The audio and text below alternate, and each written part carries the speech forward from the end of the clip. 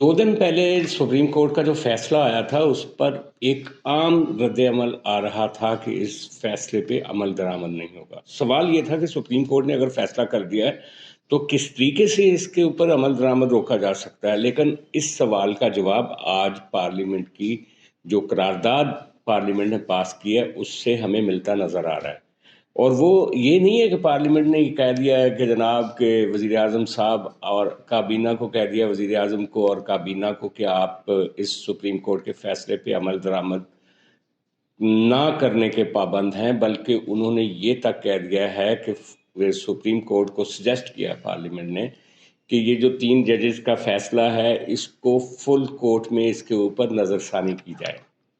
अब सवाल ये है कि क्या एक सुप्रीम कोर्ट के फैसले को आप पार्लियामेंट के जरिए आंडू कर सकते हैं या नहीं कर सकते, ये एक सबसे बड़ा सवाल है। और उस वक्त जब पार्लियामेंट जो है वो वहाँ से एक अपोजिशन की बड़ी पार्टी पार्लियामेंट में मौजूद नहीं है। बंदयाल साहब ने कहा था अपनी एक समात में आज से 2-3 महीने पहले कि ये पार्लियामेंट तो अधूरी पार्लियामेंट है और लंगड़ी लूली पार्लियामेंट है। लेकिन आज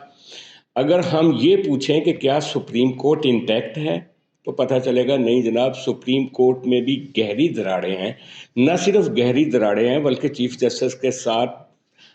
अक्सरियत भी नहीं है जजेस की। 7 जज हैं जो अभी तक चीफ जस्टिस साहब के साथ हैं और 8 जज सीनियर जज जो हैं वो चीफ जस्टिस साहब के खिलाफ खड़े हुए हैं। और उन्होंने कह दिया है कि ये जो सो मोटो एक्शन लिया गया था ये दुरुस्त नहीं है, बल्कि जो जस्टिस मंसूर अली शाह ने जो फैसला दिया है उन्होंने कहा है कि ये तो 4-3 से रद्द हो चुका है। अब पार्लियामेंट के सामने एक मवाद है, वहाँ की जो सुप्रीम कोर्ट के अंदर से डिसीडेंट आवाज़ें हैं, जो एक मतवाजी फैसला मौजूद है इसके ऊपर, वो भी पार्लियामेंट के सामने है। और उसके साथ साथ जो सुप्रीम कोर्ट में बंदयाल साहब की जो एक आमरीत थी, जिस तरीके से वो इन 2 साथी जजेस के साथ मिलके ही सारे फैसले कर रहे थे और सारे फैसले पीटीआई के हक में कर रहे थे, उसने जो इसकी लेजिटिमेसी है सुप्रीम कोर्ट के फैसले की और बंदयाल साहब के बेंच के फैसले की, उसके ऊपर सवालिया निशान लगाए। ये सवालिया निशान जो है वो 3 तरह से लगा है। पहला सवालिया निशान लगा था जब साथी जजेस ने इस फैसले को मुस्तरद कर दिया था 4-3 का कह के। फिर काजी फायद साहब ने एक फैसला दिया था 3 रुकनी बेंच में, जिसमें एक जज ने इख्तलाफ किया था, जबकि 2 जजेस का फैसला था कि जब तक नए कवानीन नहीं बन जाते सो मोटो के हवाले से और नए बेंचेस की तश्कील के हवाले से और सुप्रीम कोर्ट के कवानीन नए नहीं बन जाते, तब तक ये कार्रवाई रोक दी जाए, उसको भी अंडू कर दिया गया था। अब आज जो पार्लियामेंट ने ये करारदाद मंजूर की है उससे उसके साथ ही साथ कुछ और भी चल रहा है। वो कोई करारदाद पास करने के बाद हाथ पे हाथ रख के नहीं बैठ गए, बल्कि आज वज़ीर आज़म साहब जो हैं वो शाम गए एक अपनी कानूनी टीम से मिल रहे हैं, जिसके मुताबिक कहा यह जा रहा है और ख़बर ये है कि अहम फैसले कर लिए गए हैं। उन अहम फैसलों में सबसे बड़ा फैसला ये है कि जस्टिस बुंदयाल, जस्टिस एजाजुल हसन और जस्टिस मुनीब अख्तर के ख़िलाफ़ एक रेफरेंस बनाया जा रहा है जो कि सुप्रीम जुडिशल काउंसिल को भेजा जा रहा है।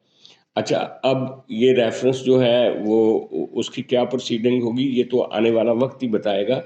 लेकिन आज कानूनी टीम जो है गवर्नमेंट की, वो इत्तेहादियों को भी ब्रीफिंग देगी और जो सियासी फैसले पार्लियामेंट के पॉलिटिकल पार्टियों ने मिल के किए हैं, इत्तेहादी पार्टियों ने मिल के किए हैं, उनकी जो एक लीगल इंटरप्रिटेशन है या उसकी जो कानूनी शक्ल क्या बनेगी, उसके ऊपर आज इत्तेहादियों को भी कानूनी टीम जो देगी वो एक ब्रीफिंग देगी। लेकिन इसके साथ साथ जो बड़ा फैसला वज़ीर आज़म साहब ने किया है वो ये किया है कि जो पावर स्ट्रक्चर के दूसरे बड़े पिलर्स हैं उनको भी वो अपने इस फैसले में शामिल कर रहे हैं। कल उन्होंने कौमी सलामती कमेटी का इजलास भी बुला लिया और ये मैं आपको वाजे कर दूं, ये कोई ऐसी बात नहीं, मैं आपको ख़बर दे रहा हूँ कि सुप्रीम कोर्ट का ये जो फैसला है उसमें सुप्रीम कोर्ट ने एस्टैब्लिशमेंट के साथ जो एक वादा किया था चीफ जस्टिस साहब ने कि वो एक ऐसा फैसला देंगे जो सबके लिए काबिल कबूल होगा। और एस्टैब्लिशमेंट का जो इसके ऊपर टेक था, उनका ख्याल था कि मुल्क में एक ही बार इलेक्शन करवाए जाएं ان دونوں چیزوں کو وہ وعدہ بھی رد کر دیا بندیال صاحب نے، اور امبیرس کیا جو ان کے ساتھ بات چیت کر رہے تھے انٹیلیجنس ایجنسی کے سربراہ، ان کو بھی امبیرس کیا اپنی قیادت کے سامنے. اور اس کے علاوہ یہ جو وعدہ خلافی ہوئی اس سے ایک بریچ آف ٹرسٹ بھی ہوا جو دو اداروں کے درمیان تھا،